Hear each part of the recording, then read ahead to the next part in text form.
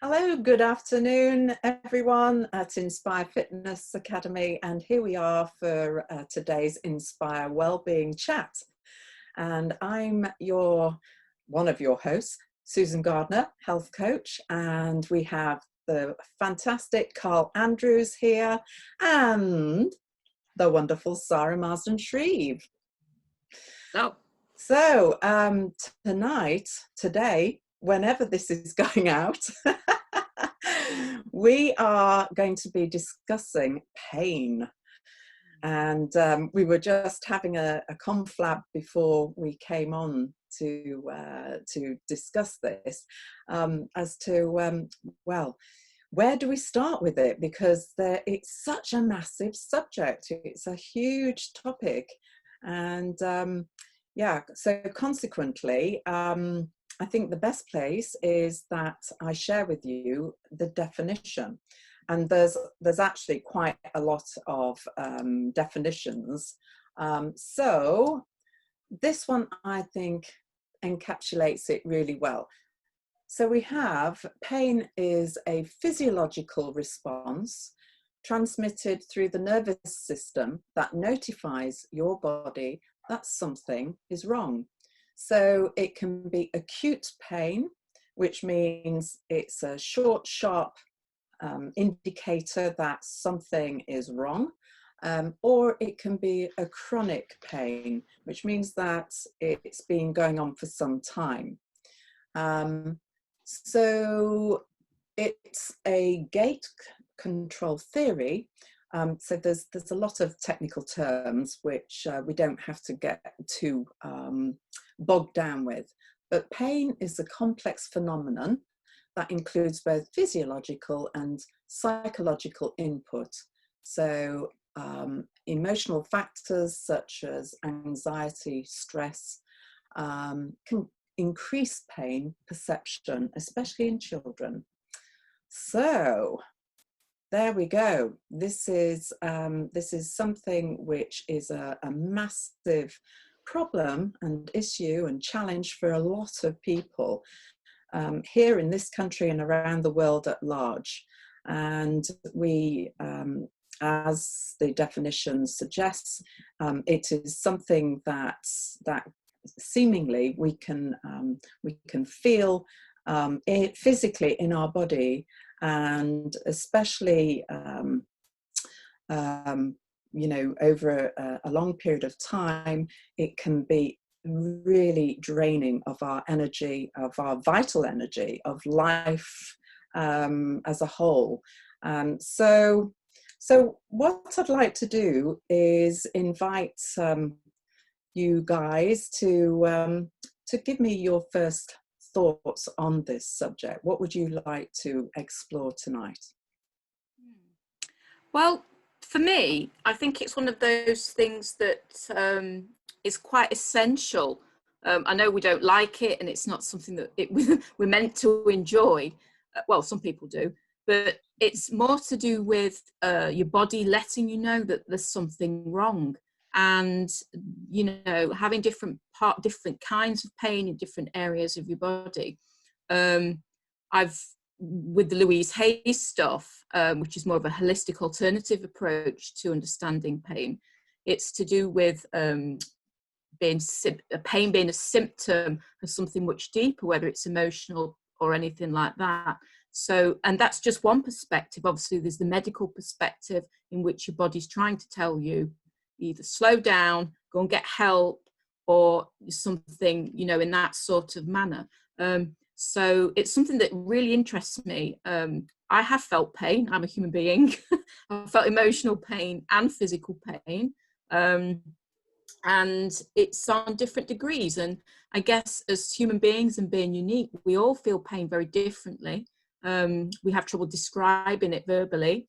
Children especially, asking the doctor, when the doctor's asking them to tell them how it feels, it can be quite unique, and it can be quite a difficult thing to explain. So, pain is quite significant to a person individually, for sure. And I'm sure pain thresholds, some people feel pain more than others. Yeah, that's an intriguing idea, isn't it? To because how do we express to somebody just the level of hurting that we're having? It is so personal and unique to each of us. So it's a really difficult thing to be able to share with someone so that they understand actually what level of discomfort you actually are having. Because emotional pain, you can't point to it, can you? Physical pain, you can go, that hurts.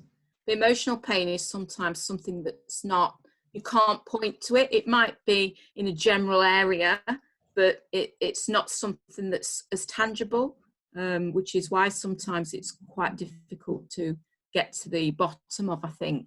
That's just my view. I agree with you. I mean, I'm just whirring over in my mind, and I've narrowed it down to 3 different types of pain that I've experienced. The first one is emotional pain, so the loss of a loved one, um, relationships breaking down, that sort of pain, that hurts as much as the physical stuff, but it's different in some way, and I dare say it's harder to overcome, from my perspective.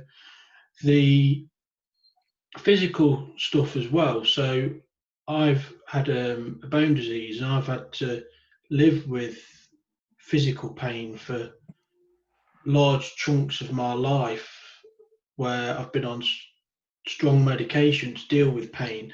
So my pain threshold, I suppose, is different to my perception of what is painful might be different to somebody else. And then there's the third type of pain is the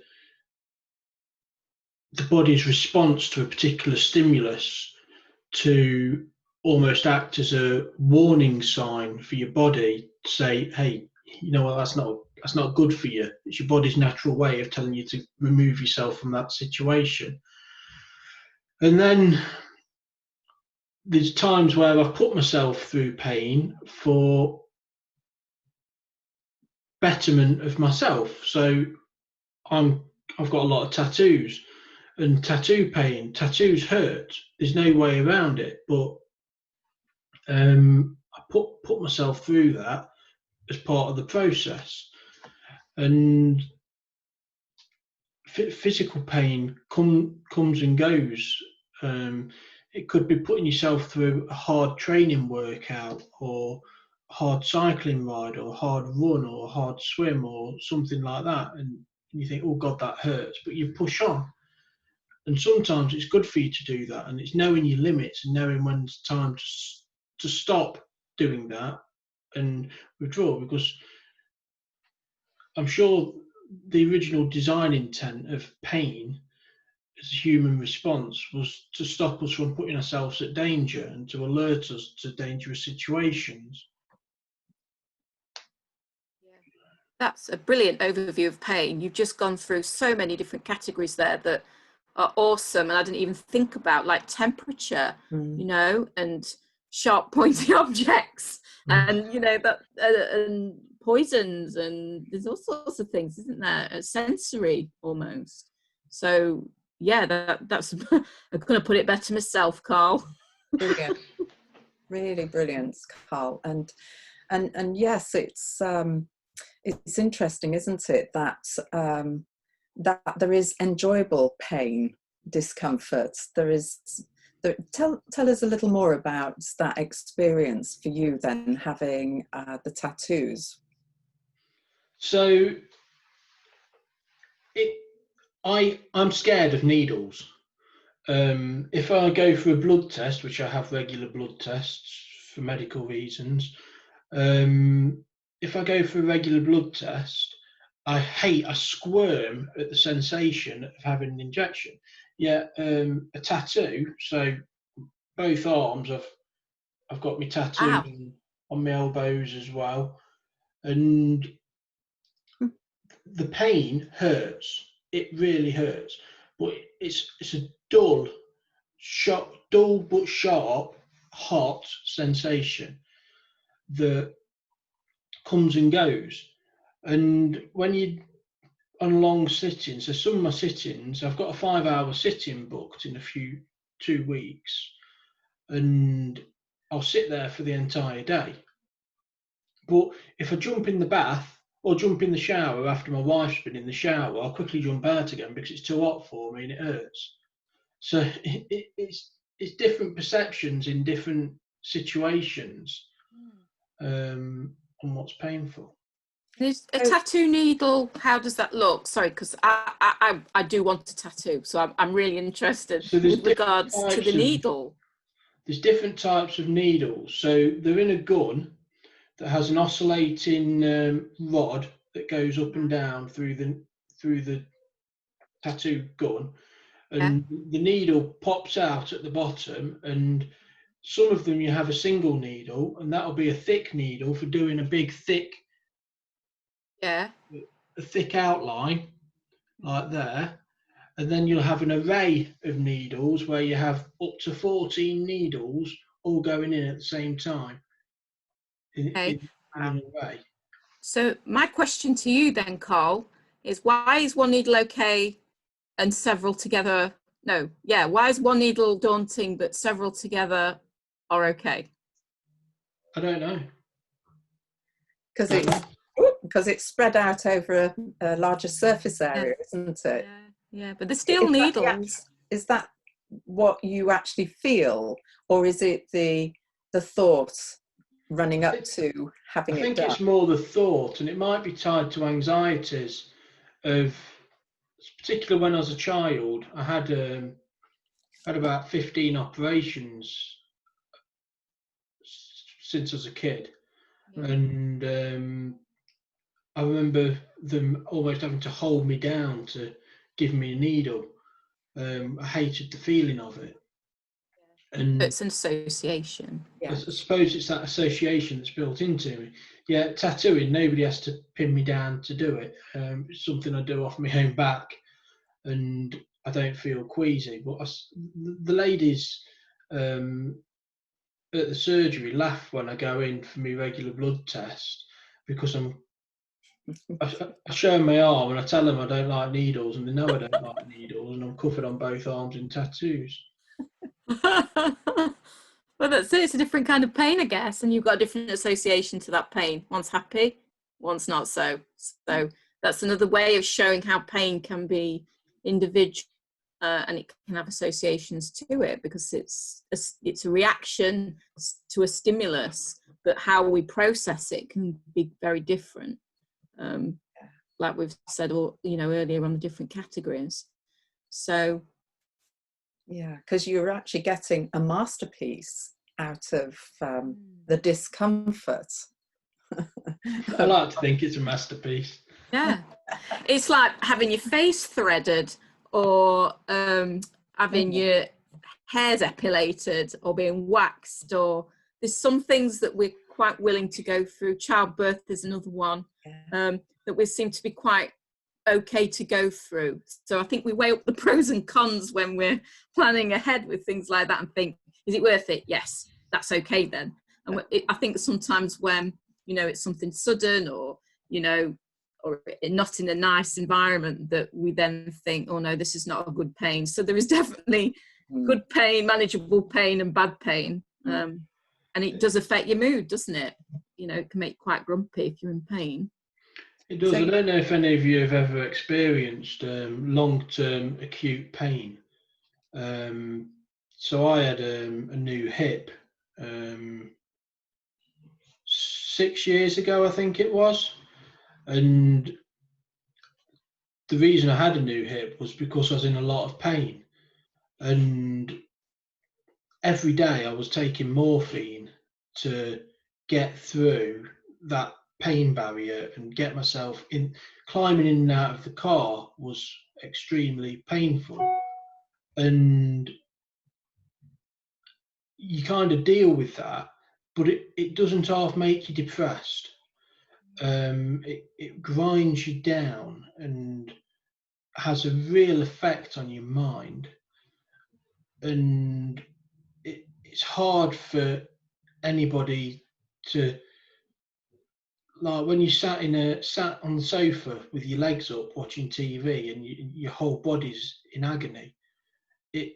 It's a difficult thing, and it really does get you down. And I do believe wholeheartedly that a lot of my mental health issues that I've experienced and had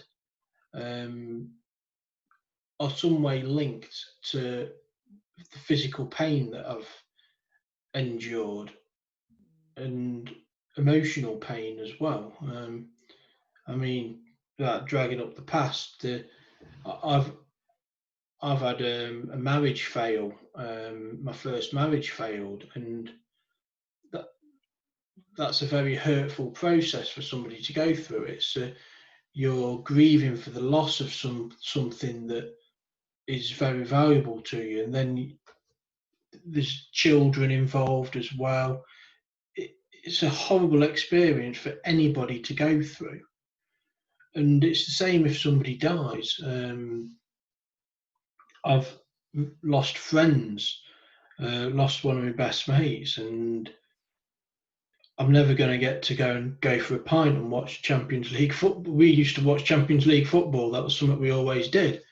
I've now got the memory of going and watching football with him, but for years I completely stopped watching football because it was too painful. So I had a season ticket at Derby County for 28 years, and when my friend died, I just stopped going to football. It just, I wasn't interested.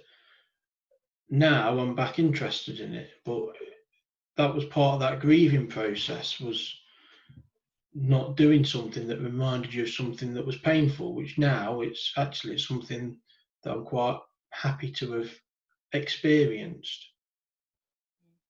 You've gone through that process and come out the other end, so you've healed and grieved at the same time, so you don't have to protect yourself anymore.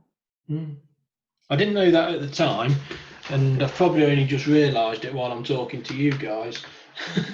Yeah. Well, hindsight's a wonderful thing, but we have to go through the motions. Yeah. So, an interesting there, Carl. What you touched upon is another side of pain, and that's no pain whatsoever. And when that's if you like, when our nervous system is in full fight and flight over a situation, whatever it is that has created pain in our body, when that gets to a level where it's just too much, then we tip into freeze. So there's fight, flight and freeze, and the freeze element of the nervous system is a numbing out. So we become totally numb, and it's a way of the body protecting you so that you can manage with where you're at. And freeze just enables you to do that and to pause. Everything really goes on to pause when, you know, we may completely feel debilitated and aren't able to get up. And that's when we get this overlapping into fatigue issues as well. So it's really interesting how you've got this syndrome of different symptoms which come up, which have all come about because of us going through something. And in that case, it was the trauma of your friend leaving. So, you know, it was sometimes these things can take days, months, even years for us to process and to make sense of, and to find ways of being able to accept the situation, so that we can literally allow it to move through our bodies. Otherwise, we get this continued memory where the body can only express to you through through these ways, through it communicates through pain, to demonstrate that there's something not right, there's an imbalance, and the more we ignore it, the greater that message and signal becomes, and the deeper the pain can become. So very often when we've had a mishap, an accident of some sort, and maybe we've broken a bone, or there's been some physical trauma to the body, usually within a certain period of time, that has actually gone through the healing process and the body has recovered. But where that doesn't happen and there is continued pain, even though you can't see, all this scars, there may be scars, but the healing has actually taken place successfully, because that's what the body does. It's always keeping us in balance, and bringing us back into that place of health. But if we've not processed the emotional trauma of whatever it was that was going on at that time for us, then that is the memory. It's also referred to as TMS, tension myoneural syndrome, and it's and this can be the very thing that creates this maelstrom somewhere specific in the body, wherever that first trauma was felt, wherever it might have been in your throat, you might have just felt it in your head, and that is, we know when it continues, we have those migraines, we have that cough, we have that deep pain in the hips. It gets really interesting to be able to start looking at it from these other potential perspectives, which can give us clues. What do you think, guys? Well, sorry, go on. No, go, Carl. Well, I'm just sat here and I'm listening and I'm thinking it's really interesting. We're exploring what actually pain is and causes of pain, and we've covered causes of pain and what pain is, and neurological links to the body and this and the other. What we haven't actually touched on is the strategies for dealing with pain. Mm. And I think it's probably one for another session, but I think we should talk about strategies for dealing with pain, because there is strategies. So neurological strategies for dealing with pain. There's counselling and therapies. There's reflexology. There's tapping. I'm just thinking off the top of my head, all these acupuncture, acupressure. There's the cupping that people do. There's all these different types of therapies, and then there's the physical pain. So I used to use a wheat bag as well as tablets and liquid medicines. I used to use a wheat bag, and that was just as effective. A hot water bottle. Yes. How many times do you see someone with a hot water bottle when they've got a stomach ache or something like that? Your hands. Yeah. Your hands. Pressure. Yeah. Because pain is it's just cells communicating with each other and letting each other know that there's the problem. And with heat and ice and temperature, things like that, it can change the physiology, I guess, of the area that it's sitting in. And that's a really basic way of saying it, because I'm not that clued up. Sue will probably know more, but it's just changing the physiology of that area to help those signals. Like I'm guessing. Have I just made that up? No, you're right, because if the area is feeling hot, then we need to help balance it out and place something cold on it. And obviously the opposite, when it's cold, we need to put something warm on it. And that's helping to bring about the balance. It's always striving for balance and to soothe ourselves. So it's finding ways that we can do that. The more relaxed we can be, and trusting that this is a process that we're going through, the better the whole process is. We can move through it a lot more quickly. But the opposite proves the opposite. So absolutely, Carl, having strategies that you can bring into self-care practice are key. But you know what? When we're in pain, it's usually the thing that we always forget. We forget all those wonderful tools and techniques because we are in so much discomfort. But we've just got to start with where we're at. And, the breath is so helpful to breathe into places of pain and discomfort and breathe out that sensation, that physical sensation that you may be having, which is causing you so much discomfort. Yeah, I think we've just decided what next week's topic is, haven't we? Alternative therapies. Yeah, alternative therapies for pain. I think it's not. I say it's not anything I know anything about, but I've just said I used wheat bags, so perhaps I can go and have a look up at wheat bags and things.